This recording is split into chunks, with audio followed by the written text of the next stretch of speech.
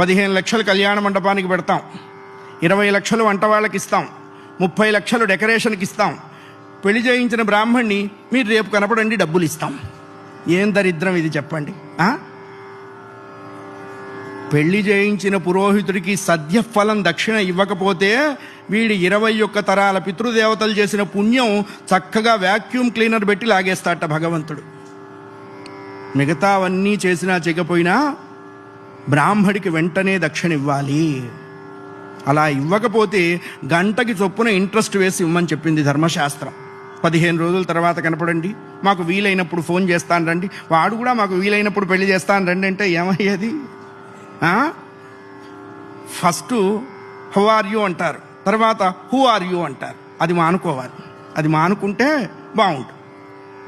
ఈ క్షణం దాడితే ఎవరేమవుతారో మనకేం తెలుసా?